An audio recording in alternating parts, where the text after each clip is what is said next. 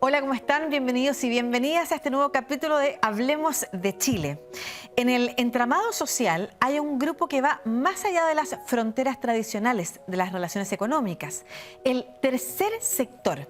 Un concepto que deriva de la tradición anglosajona del non-profit o sin fines de lucro y que se refiere a una tercera forma de organización de la sociedad civil, que no es el Estado y tampoco los privados.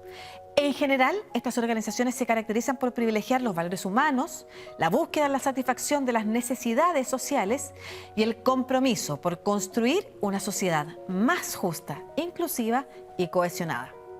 En Chile hay más de 200.000 de estas entidades, entre fundaciones, corporaciones, cooperativas u organizaciones no gubernamentales. Sin embargo, su administración no está ajena a desafíos de financiamiento y transparencia. ¿Cómo opera el tercer sector en el país y qué regulaciones ayudarían a mejorar su gestión, así como a fortalecer la contribución que realizan? Lo conversamos en este capítulo de Hablemos de Chile.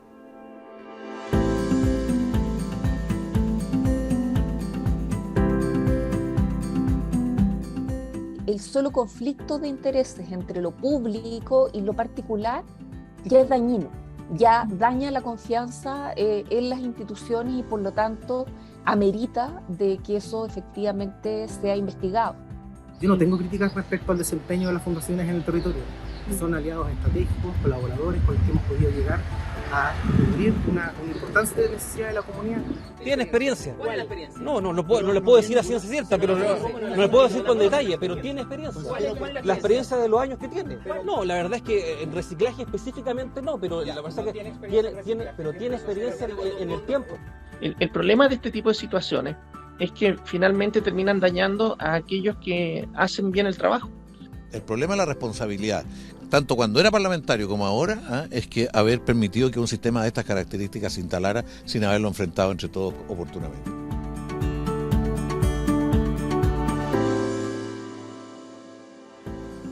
Ya iniciamos entonces este capítulo de Hablemos de Chile, programa que hacemos entre la Pontificia Universidad Católica de Chile y 3CC, hoy hablando del tercer sector, con María Paz Agrego de invitada, que es socióloga e investigadora asociada del Centro de Políticas Públicas. José, muchas gracias, María Paz, por estar acá. Gracias por la invitación. Y con Mario Rodrigán, que es antropólogo social, académico y director del Centro Internacional de Economía Social y Cooperativa, CIESCOP, de la Universidad de Santiago de Chile. ¿Cómo estás, Mario? Muy bien, muchas gracias por la invitación, encantado de estar acá. Muchas gracias a los dos por estar acá. Y primero vamos a partir de alguna manera ayudando a entender qué significa tercer sector. ¿Qué es ese concepto, María Paz? Bueno, el tercer sector hace referencia principalmente y en sus orígenes a este sector que no es el Estado, que no son los organismos públicos, que tampoco son empresas privadas que buscan generar utilidades y repartir utilidades entre sus miembros, sino que es este sector intermedio que tiene quizás diversos y muy variados intereses en distintos temas, pero que los lleva a cabo mediante esta figura intermedia que pueden ser las organizaciones de la sociedad civil de distintas formas. Entonces, ya desde el siglo XVIII-XIX se habla en textos de filosofía política sobre este grupo intermedio, que es un vehículo para la participación y para democratizar ciertos espacios de la gestión pública y de los problemas públicos. Perfecto, María Paz, pero cuando hablamos de sociedad civil, que tú dices adquiere distintas formas, estamos hablando de maneras en las que ésta se organiza y se asocia, entonces. Exacto. Perfecto. Que puede ser, por ejemplo, fundaciones o distintas organizaciones barriales o un club deportivo que comparten esta característica, como te decía, de no ser un organismo público estatal y no ser una organización con fines de lucro, sino que tienen en común esta idea de el ser sin fin de lucro. Perfecto. Y ser sin fin de lucro es una de las características, pero ¿qué misión o visión tienen si pudiéramos encontrar algunas en común? ¿Existe? Bueno, en general uno puede comentar o definir que las organizaciones que son propias del tercer sector están habitualmente orientadas a mejorar la calidad de vida de la población, a mejorar el bienestar de las comunidades, de las familias y de las personas, habitualmente, pero no exclusivamente de los sectores de más escasos recursos. No siempre es así. Y tal como ya se comentaba, tiene una larga data, tiene una historia muy profunda de varios siglos, en donde la capacidad de asociatividad y de autogestión de las propias comunidades y de las personas se orienta a resolver sus propios problemas y también los de la comunidad, con este sello de no estar orientado al lucro, de no generar necesariamente reparto de utilidad y tener, como se dice los contadores, en la última línea, a que ésta sea lo más azul posible. Lo que vale es mejorar la calidad de vida de la gente, y en esto, bueno, hay el tercer sector, claro, está entre el Estado y el mercado. Perfecto. Hay algo que me interesa de lo que acaba de decir María Paz, que no sé si se puede profundizar un poquito más, y que es la perspectiva desde donde opera, porque cuando hablamos de mejorar la calidad de vida de las personas o de las comunidades, pareciera que fuera un externo que va a insertarse en un grupo de personas para mejorarle la calidad de vida. Pero entiendo también, por el tipo de organizaciones que ambos han mencionado, que puede ser esa propia comunidad que quiere mejorar su calidad de vida. Entonces, eso no es una característica específica, entonces, respecto de que son unos que van a apoyar a otros, sino que puede surgir también de la iniciativa para mejorar el propio entorno. Exactamente, y quizá ese es uno de los puntos favorables del trabajo de las organizaciones de la sociedad civil más relevantes, que es que muchas y la gran mayoría de estas organizaciones trabajan en sus propios territorios o en sus propios, por ejemplo, escuelas o en sus propios barrios. Entonces tienen la particularidad de conocer muy bien los problemas de esos lugares y dar una respuesta más adecuada que muchas veces el Estado o el mercado no la pueden dar. Súper importante eso, porque era justo hacia donde me quería orientar. Ambos han hablado de la larga data que tiene el tercer sector. ¿Por qué surge? ¿Cuál es la necesidad de que exista o que promueve, incentiva que se empiece a organizar la sociedad civil? Y también preguntar si es anterior a las organizaciones que conocemos. Cuando hablamos de larga data, tú dijiste siglo XVIII, siglo XIX, no sería anterior, por ejemplo, al Estado o a las empresas privadas, pero ¿es una manera de organizarse que pudiera ser anterior a las instituciones que conocemos formalmente hoy? Esa es una muy buena pregunta, y son dos preguntas en una. Yo, por lo menos, mi visión personal de esto es que este tipo de organizaciones son tan antiguas como la humanidad. Y están en la base de la sociabilidad de las personas y las comunidades. A la par el surgimiento de los distintos niveles del ámbito público, desde los ámbitos locales, municipales, y después las naciones, las regiones, y también del intercambio comercial, que es la base de la economía, el intercambio comercial. Las comunidades, desde milenios, uno puede encontrar expresiones de asociatividad, de autogestión y la energía de las personas tratando de resolver sus propios problemas. Eso te quería preguntar, Mario. ¿Para resolver qué? El tercer sector actúa en innumerable cantidad de campos, desde el ámbito de la salud, desde el ámbito de lo que hoy día llamamos el cuidado, la economía del cuidado, en la cultura, en el deporte, en la recreación, también en la economía, también en el desarrollo, también en las relaciones internacionales. Y son entidades que son muy diversas, muy multifacéticas, y que responden a resolver necesidades urgentes de las personas. ¿Cómo cuáles? Si pudiéramos ejemplificar, porque nombraste áreas. Sí.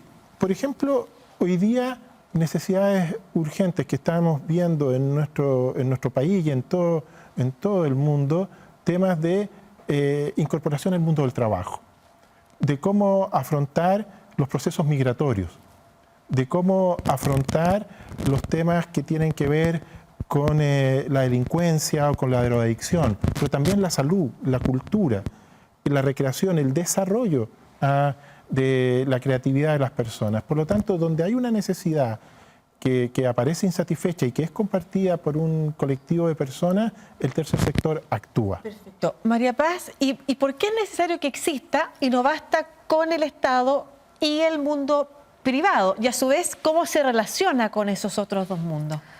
Bueno, ahí la necesidad surge muchas veces de porque no hay una política pública o no hay una capacidad del Estado de hacerse o de enfrentar ciertos problemas. Entonces ahí, volviendo a lo que hablábamos de la antigüedad, muchas organizaciones existen previo a que exista el organismo público sobre esa misma temática. Por ejemplo, el cuidado de la infancia. O sea, las organizaciones que tienen residencias para niños, niñas y adolescentes son mucho más antiguas de lo que es la institucionalidad que conocemos hoy, y han un poco ayudado también a formar y a darle forma y lineamiento a esa institucionalidad según las necesidades que ellas identifican. Entonces hay una vinculación muchas veces que tiene que ver con la colaboración y con la provisión de servicios hacia organismos públicos, pero en otros casos tiene que ver con levantar demandas, con levantar temas, con proponer proyectos de ley, con visibilizar ciertos problemas que quizás desde los organismos públicos no se están viendo. Perfecto, perdón María Paz, porque entonces no hay una característica única respecto de qué es lo que provee alguien que pertenece a un tercer sector, o sea, puede ser de bienes o servicios, o no proveer nada, sino que solamente buscar visibilizar y incidir políticamente en ciertos temas que no están siendo considerados en el debate público. Y en ese sentido también son diversas en cuanto, por ejemplo, a su tamaño. Muy diversas en cuanto a su tamaño, o sea, hemos hablado ya de organizaciones barriales, pero también conocemos, hay grandes fundaciones que tienen cientos de trabajadores y trabajadoras que están proveyendo, por ejemplo, un servicio permanente.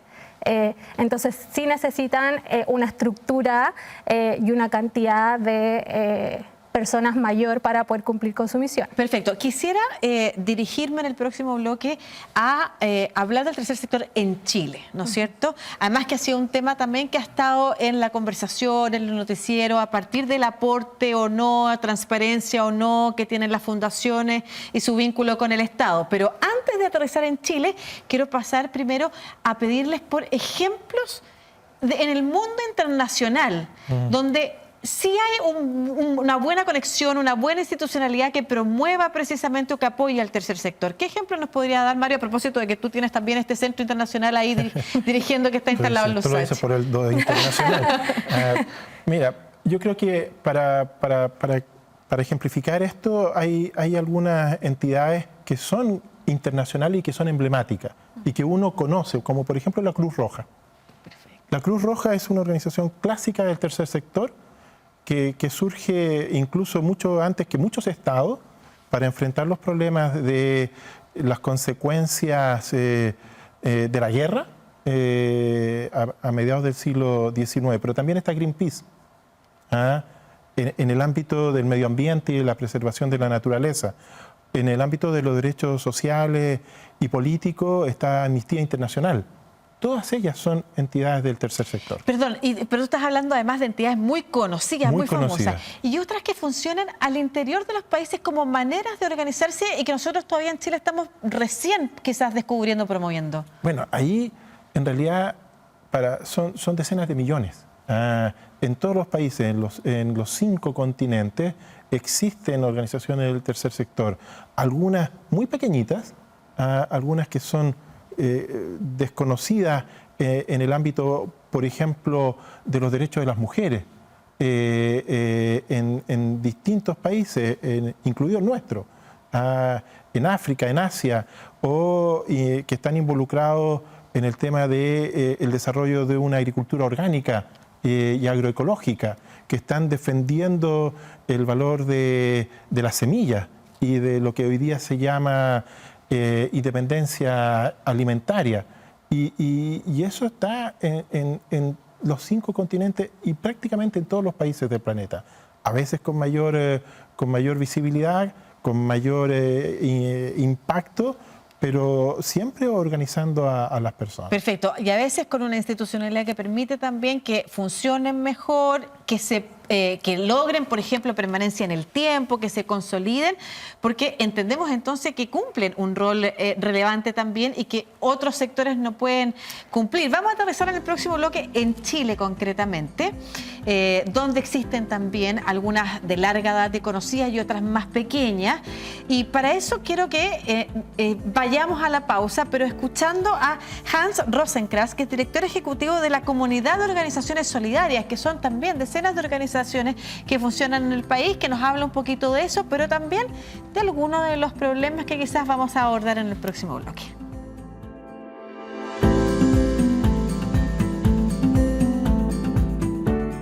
A nosotros nos importa que la concepción de sociedad sea solidaria, sea preocupada de lo que le pasa al de al lado y que no tengamos las tremendas brechas que tenemos en Santiago, donde hay una ciudad que es tan pobre como un país en África y una ciudad que es tan rica como una ciudad en Dinamarca.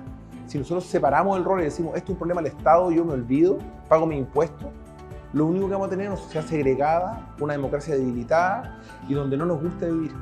Sin embargo, yo creo que es importante entender que el financiamiento es parte esencial de cualquier organización y por lo tanto no puede estar separado mi acción social con mi financiamiento para esa acción social. Por ejemplo, si yo me dedico a cuidar el bosque nativo, no puedo estar teniendo recursos probablemente de una organización que destruye el bosque nativo, ¿cierto? Entonces son los límites que naturalmente se van produciendo en las organizaciones.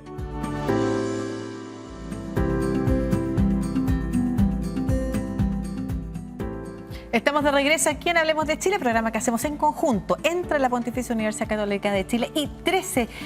Hoy hablando del tercer sector, que queda más o menos claro que es fundamental, que existe desde hace siglos, sino desde el origen de la humanidad, pero que hoy también está en el foco de la noticia en Chile por algunos problemas en el marco regulatorio. Entonces quiero que aterricemos la conversación en Chile, pero primero para conocer cómo ha funcionado históricamente el tercer sector en nuestro país. Estoy con María Paz Sagredo y con Mario Rodriguán, a quienes ya agradecimos además su presencia acá. María Paz, el tercer sector en Chile, ¿desde cuándo opera y cómo opera?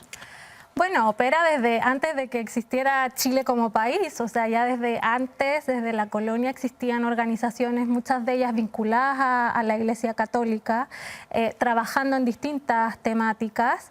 Y hoy en día esas fundaciones, algunas siguen existiendo y están amparadas por la Constitución, que esa es una primera característica. O sea, hay un respaldo legal para la existencia de este tipo de organizaciones a través del derecho a asociación y además existen muchas otras normativas, por ejemplo, la ley 20.500 sobre participación ciudadana, leyes sobre clubes deportivos, la ley sobre juntas de vecinos y organizaciones comunitarias y ese tipo de regulaciones les va dando forma. Entonces, por ejemplo, una organización comunitaria tiene que representar cierto territorio, ya sea cierta comuna o cierta unidad vecinal.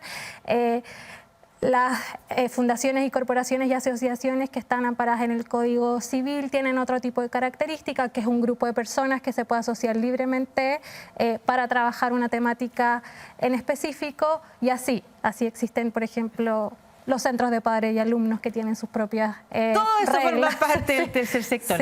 Sí. ¿Y hay datos, Mario, respecto de cuántas personas en Chile se vinculan al tercer sector y dónde están prioritariamente, en qué áreas, a propósito que mencionó algunas ahí, María Paz?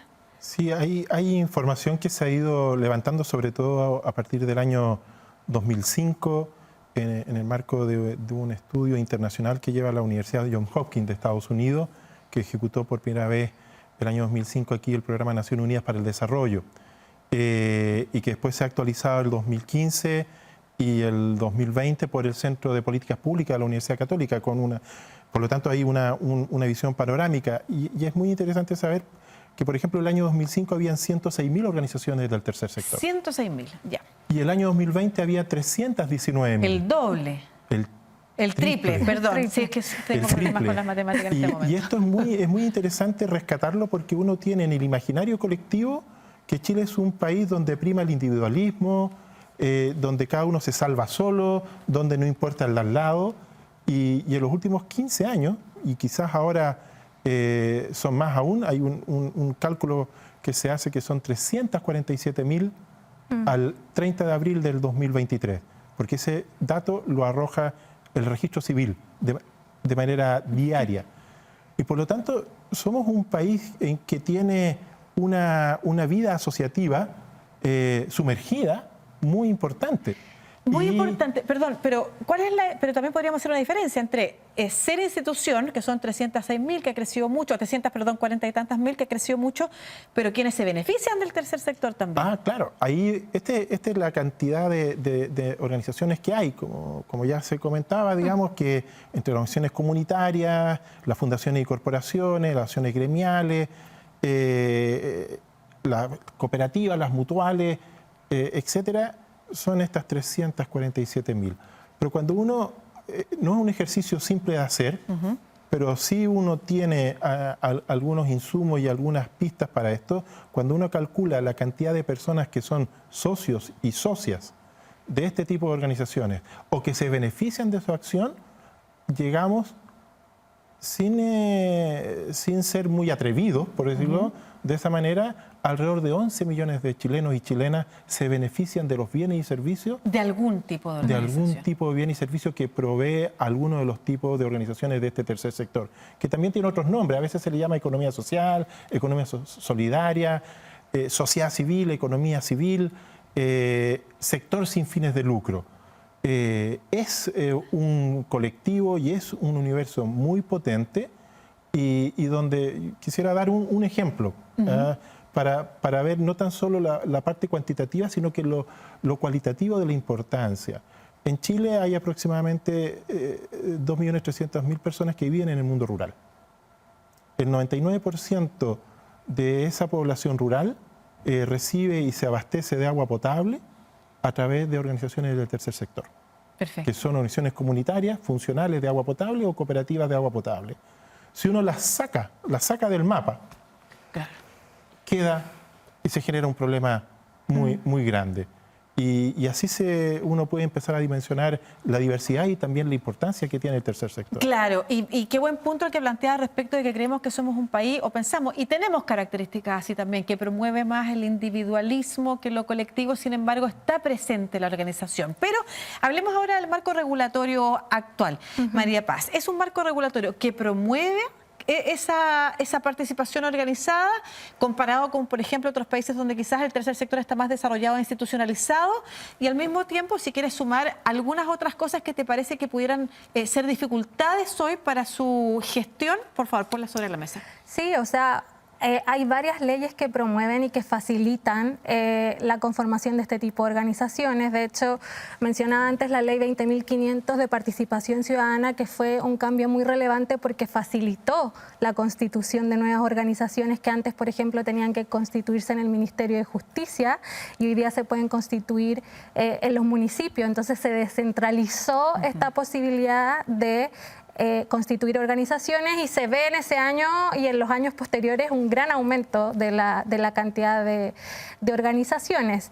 Y también en Chile se da la situación de que muchos servicios o programas o fondos concursables se entregan a través de organizaciones. Entonces ahí cumplen un rol muy importante y se facilita su fortalecimiento por medio de la entrega de fondos. Perfecto. A propósito de eso, es que el tema de las fundaciones ha estado en la noticia el último tiempo, ¿no es cierto? O sea, hemos hablado acá de cómo el tercer sector incluye desde la Junta de Vecinos, los clubes deportivos, las APR, las cooperativas de agua potable, fundamentales para el funcionamiento. Incluso conocemos de las comunidades, sobre todo las que están más lejanas del centro y del centro de poder y decisión, que es Santiago.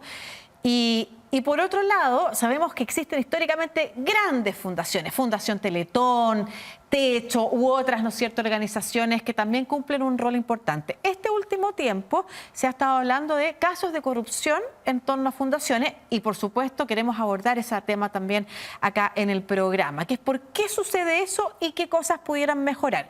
A propósito de eso, quiero que escuchemos al director ejecutivo de América Transparente, Juan José Lyon, precisamente hablando de esos casos.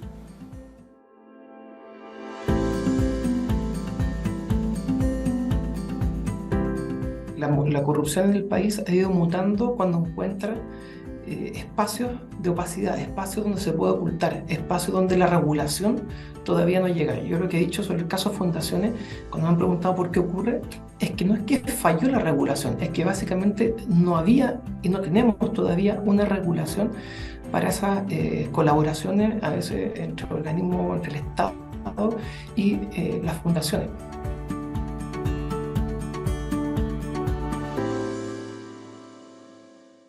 Ya, que no teníamos una regulación para el vínculo entre esas fundaciones y el Estado, dice Juan José Lyon, director ejecutivo de América Transparente, además una organización que se dedica precisamente a observar la transparencia, por ejemplo, de las corporaciones municipales, que también han estado en el foco de la noticia precisamente por falta de probidad o poca transparencia. Un comentario sobre eso, Mario, antes de irnos precisamente a las medidas que hoy se están proponiendo para cambiar esa realidad. Sí, yo creo que efectivamente tenemos problemas regulatorios en el ámbito de este tercer sector, específicamente en lo que corresponde a fundaciones y corporaciones privadas sin ánimo de lucro. Hay que recordar también que producto de este cambio en el 2011 de la ley 20.500 que María Paz comentaba, se duplicaron el número de fundaciones y corporaciones. Se facilitó muchísimo su constitución y por decirlo desde el punto de vista legislativo, digamos, el ánimo del legislador fue muy positivo porque destrabó la Constitución. Antes realmente era un viacrucis constituir una fundación o corporación, si es que se lograba. ¿Ah? Pero la medida que esto se facilitó y se hizo muy expedito, faltó la preocupación por resolver aquellos puntos que tenían que ver con la transferencia de recursos al sector público, pero también creo que es muy importante tener en cuenta de que si bien existe un fondo de apoyo y fortalecimiento al sector no lucrativo, al cual las organizaciones postulan, siempre esas postulaciones se hacen para prestar un servicio, pero no para fortalecerse a sí misma.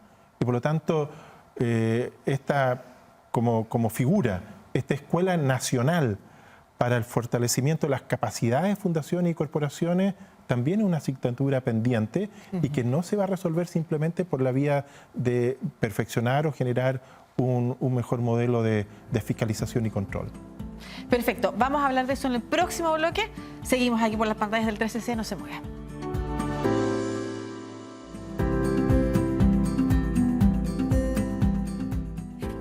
Ya estamos de regreso en este capítulo de Hablemos de Chile, programa que hacemos de la mano de la Pontificia Universidad Católica de Chile y 13C. Hoy conversando sobre el tercer sector, hemos hablado bastante de el importante rol que cumplen, quizás a espaldas y a oscuras de la población en general, de los medios de comunicación. No hay un foco ahí puesto sobre lo que sí se está haciendo, pero sí hay un foco puesto sobre aquellas fundaciones u organizaciones que han estado en la mira por casos posibles de corrupción.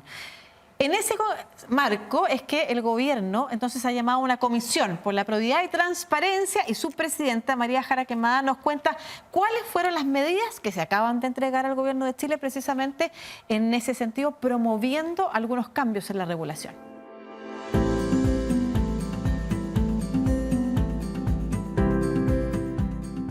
Nosotros encontramos bastantes debilidades en la institucionalidad relacionadas, por ejemplo, con mucha dispersión normativa. Nos dimos cuenta que a veces había muchas normas dispersas, muchos procedimientos duplicados, muchísimos registros que no conversaban entre ellos, que a veces no tenían información completa. Entonces, parte del ejercicio que nosotros hicimos fue tratar de uniformar, donde se pueda, en el fondo, criterios, normas, procedimientos. Hicimos otras propuestas que tienen que ver con transparencia activa de las propias instituciones. Nosotros tratamos de buscar ese equilibrio, no es fácil. Pero hay que buscar un equilibrio en no cargar excesivamente la mano o establecer demasiados procedimientos, requisitos y burocracia y papeleo para que efectivamente, porque acá lo que uno lo que tiene que procurar es el equilibrio de darle una continuidad de bienes y servicios públicos que muchas veces lo proveen estas organizaciones y que haya una respuesta eficaz de parte del Estado también, que lo hace muchas veces a través de esta organización.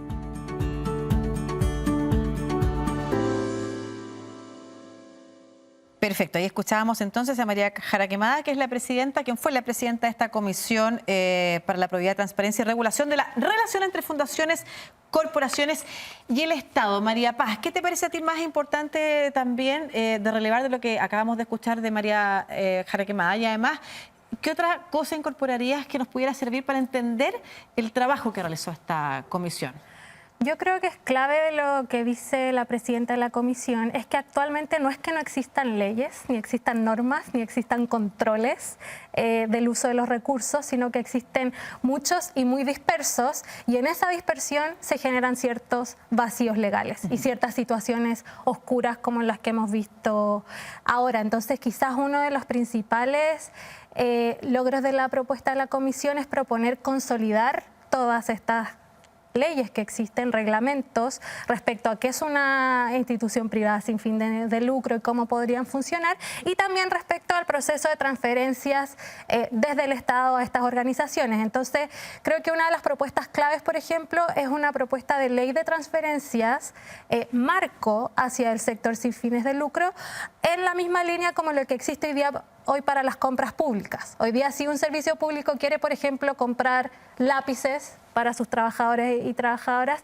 existe una ley de compras públicas sobre cómo se tiene que hacer ese procedimiento. Existe un portal, que es el de mercado público, que es el que en el fondo se pueden llevar a cabo las licitaciones o los distintos tratos. Eso hoy día no existe para las transferencias del sector sin fines de lucro. Entonces, lo que pasa es que cada servicio, cada ministerio sigue algunos lineamientos generales, pero lo interpreta de distintas formas. Perfecto. Y ahí es donde se pueden generar ciertas incoherencias. Entonces, el poder unificar las reglas para el funcionamiento de esas transferencias sería un gran avance. Sobre todo, por ejemplo, porque existe mucha información sobre rendición de cuentas. Hoy día, en general, las organizaciones tienen que rendir cada peso que reciben. Entonces, está esa información, pero es de difícil acceso, está dispersa. Entonces, ahí vuelvo a lo que dice la presidenta, que es que cómo mejoramos la transparencia, pero sin ahogar a las organizaciones con trabajo, porque es información que ya está. Y que muchas de ellas, la gran mayoría ya tiene, porque tiene que rendir esos fondos. Perfecto. Entiendo que las propuestas además diferencian por sector, o sea, las que reciben ingresos inferiores a 2.400 UF creo que quedan fuera de la observación, entre 2.400 y 10.000 UF es sí. Un grupo al que se recomiendan ciertas medidas y ahí hacia arriba más. Entiendo que tiene que ver con precisamente la dificultad que tienen todavía las más chiquititas para poder funcionar. Desde ese punto de vista, ¿es correcto hacer esa separación, por ejemplo, o debiera haber una lupa sobre todos? Porque quiero enfocarme en esto que dice María Paz, a propósito también lo que decía la presidenta de la Comisión. No ahogar, es importante generar un equilibrio. Yo creo que el tratamiento proporcional de los marcos normativos y de regulatorio y también de fiscalización es un principio muy adecuado. No se puede tratar de la misma manera organizaciones que son muy diferentes, incluso con trayectorias muy diferentes. Una que se acaba de constituir el mes pasado con otra que tiene 100 años. Y que tiene grandes equipos técnicos, que está consolidada y que está reconocida también su funcionamiento. Y en este sentido, me parece que también es fundamental ver cómo las propuestas que ha hecho la Comisión efectivamente logran diferenciar aquellas que se pueden y se deben aplicar a través de cambios legales, o sea, la promulgación de nuevas leyes, que sabemos lo que esto puede demorar en el Congreso, y también sabemos las consecuencias negativas que acelerar un trámite legislativo, después nos damos cuenta de que no quedó la ley bien hecha. Con aquellas que tienen un carácter administrativo y donde hoy día el sector público, el Estado, a través de la gestión de la Contraloría, a través de la Auditoría General de la Nación, a través de las propias ministerios, gobiernos regionales y municipios y servicios públicos, pueden hacer de manera administrativa. Y creo que también hay una serie de puntos que pueden tratarse a través de glosas presupuestarias en la ley de presupuesto, donde están definidas las transferencias que se pueden hacer al sector privado. ¿Puede ser más específico, por ejemplo, con algún ejemplo para poder entenderlo? Sí, por ejemplo, en este caso yo creo que hay temas de distintos ministerios que hacen transferencia, Ministerio de Justicia, Ministerio de Desarrollo Social, Mejor Niñez, las transferencias que hace Ministerio de Educación a los colegios particular subvencionados, en donde que hoy día por ley están obligados a ser organizaciones sin fines de lucro, en donde a través de la ley de presupuesto se pueden definir aquellos mecanismos mediante los cuales yo tengo la posibilidad de seleccionar de transferir, de fiscalizar y de rendir.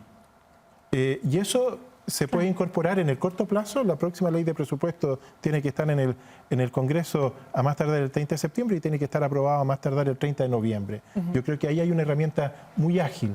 Aparte de lo administrativo, partiendo de la base que también hoy día el mundo y nosotros en nuestro país tenemos la tecnología para unificar bases de datos, para unificar registros y para tener mecanismos que nos permitan lograr un mapa general de lo que está pasando con las transferencias del sector público a las organizaciones privadas sin ánimo de lucro, fundaciones y corporaciones. A mí me preocupa cuando el peso de las medidas son medidas legislativas. Eso a mí me genera incertidumbre y creo que hay algún camino versus las medidas administrativas. Versus las medidas administrativas.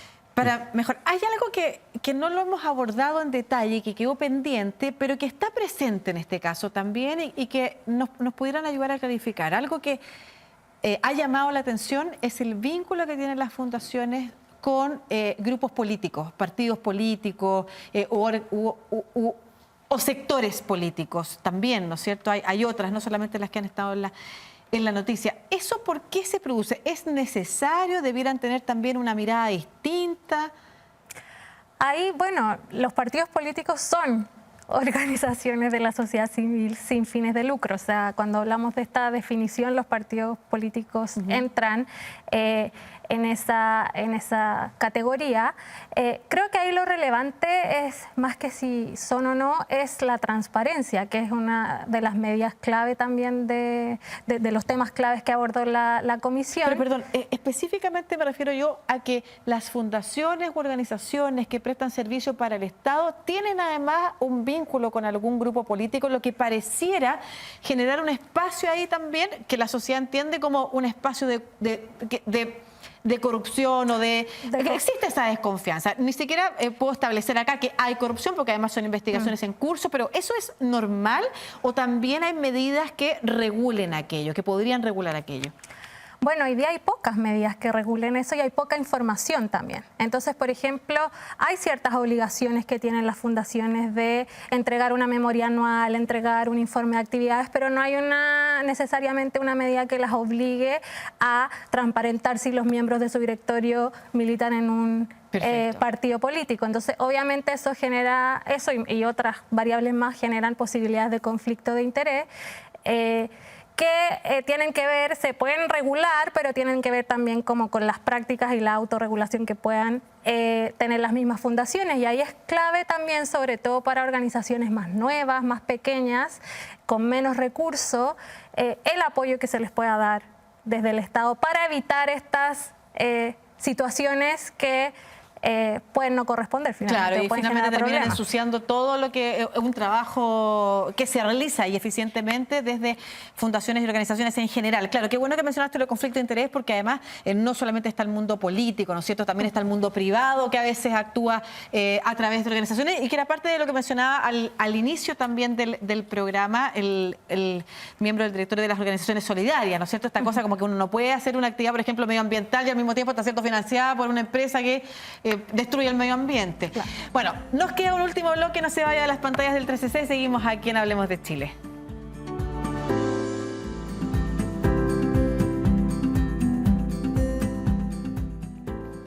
Estamos en el último bloque de Hablemos de Chile, hoy conversando sobre el tercer sector y el importante rol que realizan en el país. Estamos con María Paz Agredo y Mario Radrigán, por quien voy a partir pidiéndole sus reflexiones finales. Bueno, yo creo que estamos abordando en este programa un tema que es muy sensible y ya hemos visto que es muy importante para el país.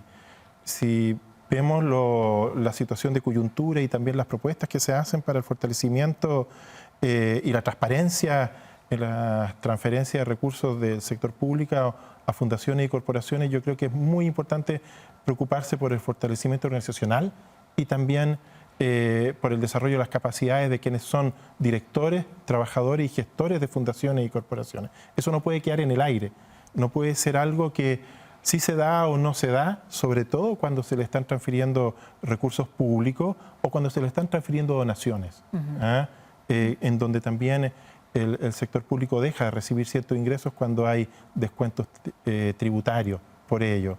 Y creo que también aquí hay una reflexión importante para el propio mundo de las fundaciones y corporaciones privadas sin ánimo de lucro en sus procesos de autorregulación, en sus procesos de integración.